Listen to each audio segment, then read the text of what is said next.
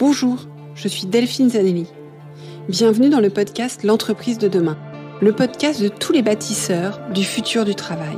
Celles et ceux qui le vivent, le créent, le questionnent et chaque jour le réinventent.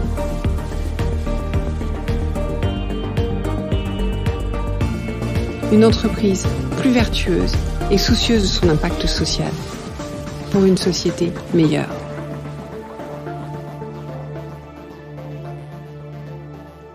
Bonjour, bienvenue dans ce nouvel épisode. Avant de commencer, je voulais vous remercier pour vos écoutes, le fait que vous parlez du podcast, que vous diffusez ces pratiques autour de vous, parce que je vois les statistiques qui galopent. Donc je vous en remercie parce que ça donne beaucoup de sens au travail que je fais tout autour de ce podcast, beaucoup de sens aussi au temps passé par les invités.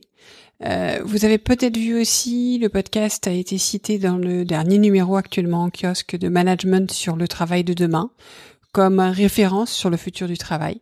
Donc merci pour tout ça. Continuez à m'écouter avec plaisir. Faites-moi part de vos retours, n'hésitez pas, faites-moi part de vos envies.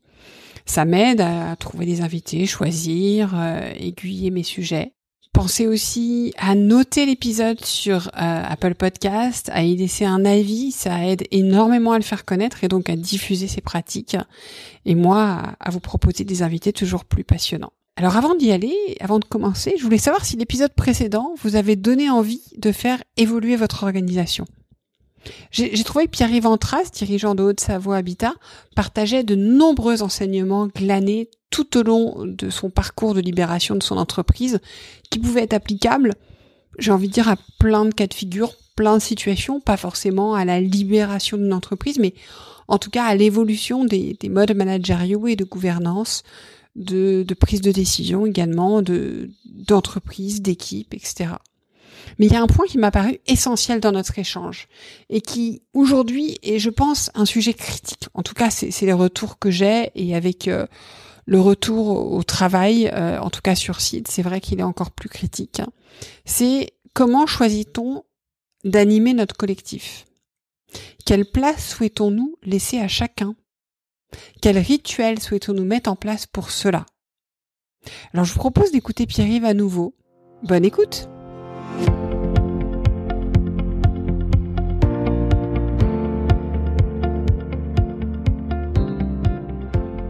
L'entreprise, on est tous chefs d'entreprise de quelque chose, et l'exemple que je donne en règle générale, c'est celui du repas de famille.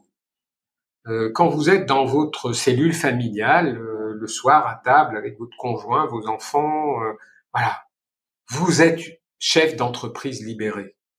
Est-ce que les décisions que vous prenez ou les moyens tout simplement d'organiser le débat, d'organiser l'écoute, l'attention à l'autre, à ce qu'il a vécu dans sa journée. Est-ce que on est dans ce qui vous paraît indispensable dans le cadre d'une équipe en mode managérial d'entreprise libérée? C'est une question personnelle qui appartient à chacun. Est-ce que dans le repas, si vous décidez, je sais pas, prenons l'idée des vacances. Est-ce que vous imposez à vos enfants ce qu'on fait souvent, l'été prochain on partira à tel endroit. Quelle a été la phase d'analyse là pour dire finalement qu'est-ce qu'on tire des vacances de l'an dernier, comment chaque partie prenante est concernée sur l'évaluation, sur est-ce que c'est pas plus simple des fois de dire l'année prochaine on partira 15 jours à tel endroit avec les gamins qui nous disent mais on va pas refaire ce qu'on a déjà fait l'an dernier, ou alors mes copains, j'ai pas de copains qui vont là-bas. Quelle a été l'écoute là? Quelle a été l'analyse partagée? Quel est notre rôle de bienveillance? Est-ce qu'on a pris du temps pour dire alors on démarre le repas? Alors je sais pas, je suis pas quelqu'un qui dit faut revenir à la prière avant le repas. Il n'empêche que la prière avant le repas avait peut-être le mérite de ce qu'on fait dans un certain nombre de nos réunions, qui n'est pas une prière, mais qui est simplement une demande d'attention et simplement de dire prenez considération de l'autre qui est là. Et rappelons-nous que les choses, elles viennent pas. Alors, excusez-moi de faire référence à la prière. Je dis pas si c'est bien ou si c'est pas bien. Je dis simplement que symboliquement, le fait peut-être de trouver des rituels qui nous permettent à des moments de dire je donne et je reçois de chacun une importance, c'est quelque chose dont on a besoin dans notre organisation aussi d'équipe. Comme vous l'avez dit, c'est qu'est-ce que je donne à l'autre, qu'est-ce qu'il me donne en retour, donc ça veut dire aussi bien dans ma position de manager que manager. Donc on voit bien que c'est une démarche que vous avez co-construite, mais qui est engageante pour tout le monde. Oui, et où chacun participe. On est bien dans. Alors ça, c'est l'image un petit peu de l'entreprise telle que Frédéric Laloux l'a décrit. Frédéric Laloux est un sociologue qui est intervenu sur la constitution des entreprises et notamment en donnant un schéma qui est un schéma que je trouve assez fort, qui est celui de l'écosystème. C'est-à-dire qu'une entreprise, c'est un groupe social, et comme tout groupe social, c'est un écosystème, avec des gens qui vont s'enraciner, comme imaginer une forêt, des gens qui vont être là, qui vont être des piliers, des oiseaux qui passent dans l'écosystème, mais dont on a besoin, parce que l'oiseau, il transporte aussi des choses d'un système à un autre système, il transporte des graines, il va se nourrir de graines et puis les transporter ailleurs. Voilà, c'est tout ça notre écosystème, et les équipes sont faites d'écosystèmes comme ça. Le tout, c'est de comprendre justement quelle est la part de chacun dans l'équipe, donc dans son écosystème, et comment le mini-écosystème contribue à globalement la défense et l'écosystème qui est notre entreprise, et comment cette entreprise-là contribue à l'écosystème qui est notre planète, quoi, tout simplement. Global. Eh ben, merci beaucoup, c'était extrêmement intéressant.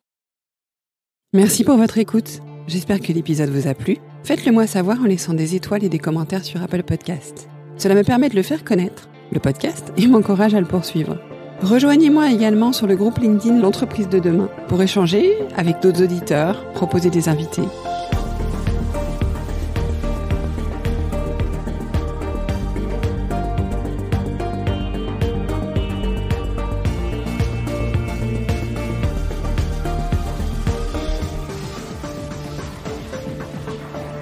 Je vous donne rendez-vous jeudi prochain pour un nouvel épisode. Cette série est produite par Delphine Zanelli et Ose Masterclass. Réalisation sonore Cyril Carillon et au micro Delphine Zanelli.